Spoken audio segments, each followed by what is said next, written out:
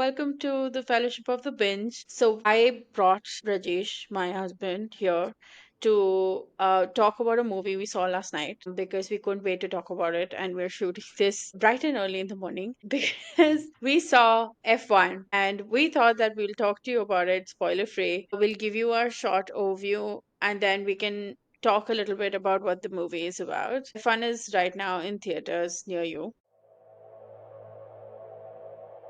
So you like straight talk? Straight as an arrow, no sugar. Why are you here, Sonny?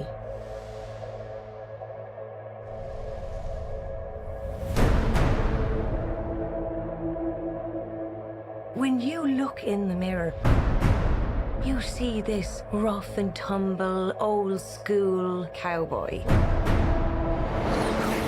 Doesn't take orders, goes his own way, huh?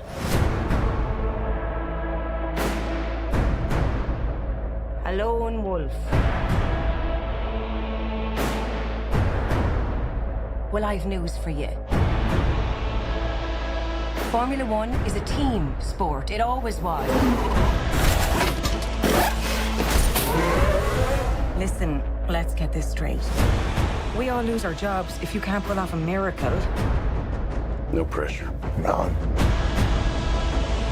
The only question here is, why did Sonny Hayes come back to F1? So, yeah, what did you think of the movie?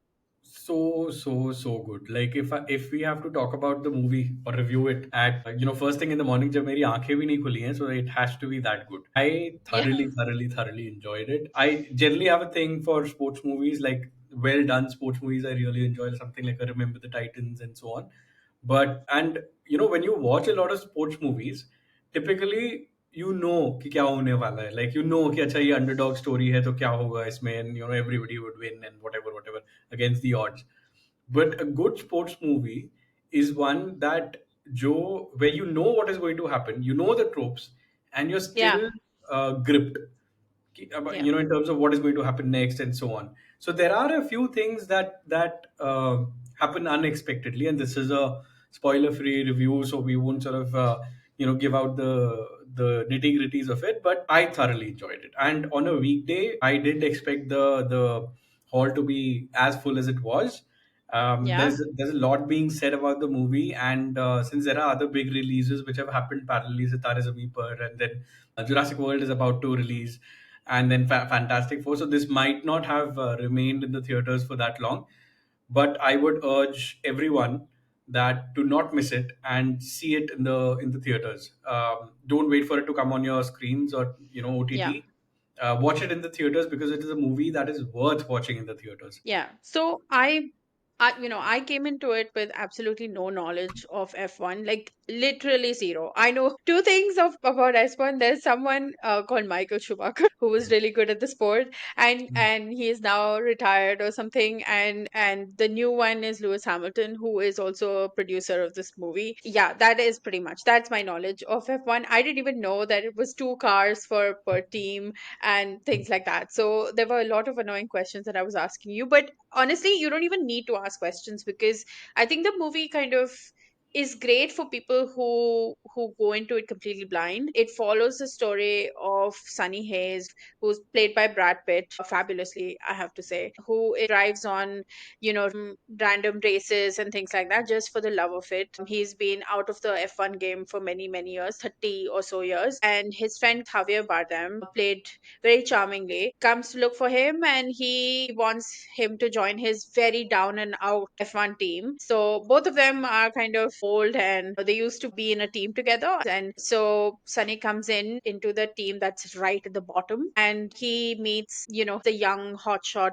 driver of Yeah, the team, which is played played by by Damson Idris. yeah. He's cocky, but also, he's also in the last team of in F1, so his future is uncertain. And so that team dynamic and how they hate each other and how and none of this is spoilery because it follows the cliches of a sports movie.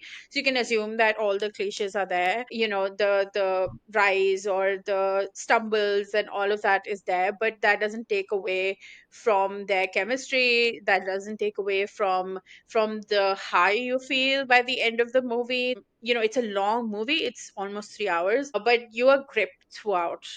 You are, it's shot wonderfully. Obviously, the director of shot Top Gun Maverick has shot this, so he knows how to put cameras in unusual places. And they took like 3 years with F1 to shoot this film across races all over the world, and it shows. I mean, it has that sense of drama, and it has a sense of like speed and absolute like adrenaline. So by the time we finished watching the movie, we were just it was like a big high, and then sort of, oh my god, it's 1 in the morning, so we are sleepy. So it was incredible. And like you said, watch it in a theater. Like, find IMAX if you can, but otherwise watch it on the biggest screen that you possibly can see it in. It's wonderful. It's great fun. Yeah, I mean, like you just mentioned, we went for a late night show, and I was worried that when the trouble with me watching late night shows is that I tend to become sleepy at some point and sneak in like a part nap. But this it didn't happen with this movie. Like, I was wide awake, and it is gripping. It is about 2 hours 40 minutes. You don't feel it at all, Yeah, and while you're watching it, you actually get to a point where you don't want the interval to happen, because you don't yeah, want that momentum to be lost, and that is the sign of a great movie. And yeah, like we've mentioned, that sports movies have their tropes.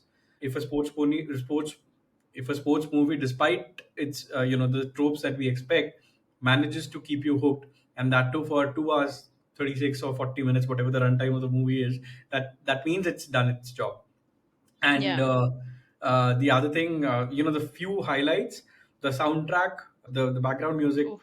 brilliant. Hans Like, it Zimmer it is you feel obviously it. at his peak. Yeah, Yeah, especially when somebody, when there are the racing bits, and you get the view of the driver, and the background music sort of complements it perfectly. And again, it's an important aspect. It keeps you hooked. In terms of yeah, performances, I mean, Javier Bardem and Brad Pitt are just absolutely effortless. It's like, been there, done that, and they effortlessly walk into a role. And the funniest thing yeah, is, when I was looking at Brad Pitt's character, I was trying to figure out that he reminds me of characters that he's played before, like some elements.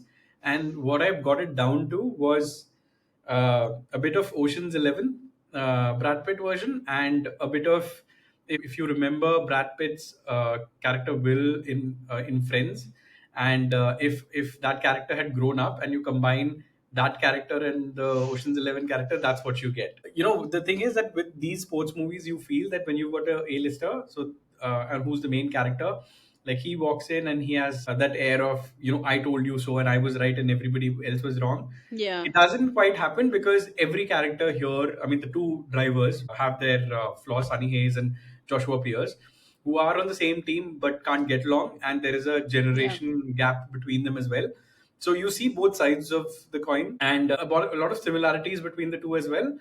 And it's just knitted quite well. And like I said, it's a movie just like a Top Gun Maverick or a Dune that you need to catch in the theaters to do justice to it. Absolutely. Also, a huge shout out to Kerry Condon, who plays Kate McKenna, apparently the first female technical director in F1.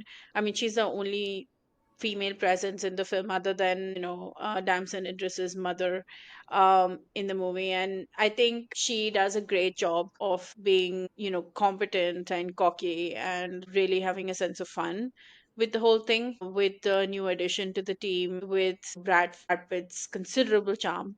So she has to be given credit for that. Yeah, I just think that the whole thing works so seamlessly that you're at the end of the movie and then you immediately want to get back. And I felt this way about his previous film Top Gun Maverick, and I kind of feel the same way about this. I know I will watch it again when it comes on TV or whatever, but it won't be the same thing. I mean, you won't be in the car with them. You won't feel that adrenaline. Well, while the POV is the drivers and you're on the track with them at insane speeds, and you can feel that adrenaline pumping. And I'm not sure you would feel the same once it comes on TV. But yeah, but it was a great experience in a theater. Brad Pitt is always charming in most things he does. And he's apparently said in interviews that he was more invested in the races and his part in the races. Like they shot a lot of it themselves, and they drove a lot of the cars themselves, and you could see it in some of the camera work. But he said that he was a lot more invested in the races than he was in the acting itself of the scenes. And but sometimes he just brings his the twinkle in his eye, but like the odd sadness. There's a scene on a balcony which is a highlight in this movie. With that's a lovely one. Look, I mean, I went into this movie knowing that it would be decent. Like, if not exceptionally great, it'll be decent. But it just blew me away. Like, it was much much better than what I had expected. And if I had to just sum it up, what truly stood out, the making of the movie, absolutely phenomenal. The attention to detail with a lot of things is mind blowing. But at the same time, fun purists and people who follow the sport won't like a lot of things in it, but that's a small number compared to the larger audience. The sound design was immaculate and top tier cinematography. Everything just felt very crisp, very powerful, very immersive. In terms of performances, like we've said before, just flawless across the board, very effortless. Whether it was the whether it was Brad Pitt, Javier Bardem, Kerry Con, across the board, like everyone was just perfect in who they had cast for what role. The racing sequences were pure adrenaline. I stopped watching F1 a while ago. Like, I used to follow it religiously when I was younger. Yeah, I mean, I after the one thing is that after watching this, I did feel like picking it up again. And I'm sure that Picking it up, yeah. there'll be a lot of young people who watch this movie and start following the sport as well. It's a nice Yeah. stepping stone Or for it. old people like me. Yeah, or whole.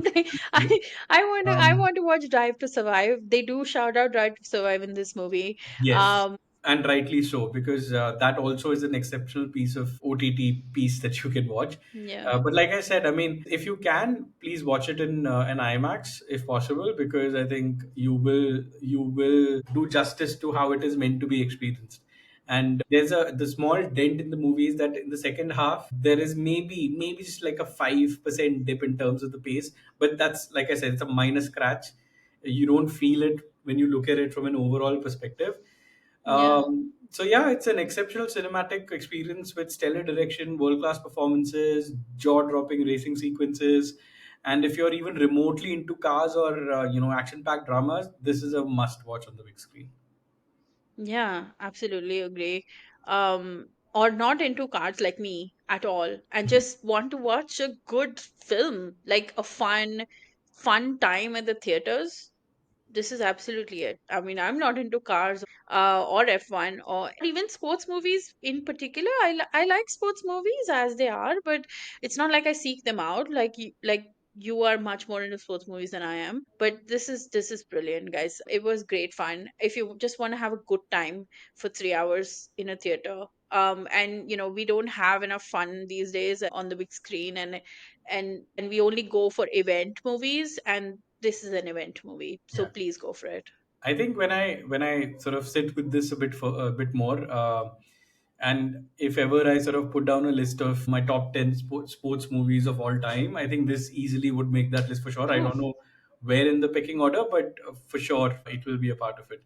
And special shout out to director Joseph Kosinski, because he continues his streak of high octane spectacle, feel very intimate, and in the performance and in every second of the final lap, which delivers a visual and emotional payoff that feels less like a win and more like a fight. And yeah, I mean, it's a great underdog story as well. So, as yeah, I mean, I think if we say anything more, it will probably give away a few spoilers. So just head to an IMAX if you can and just experience this movie like it's meant to be. yeah, and comment below to tell us what you thought of the movie, and follow us for more such reviews. First, bright and bushy eyed in the morning. Yeah, Right first after. thing in the morning, man. That's yeah. I know. So Yeah. bye. Bye.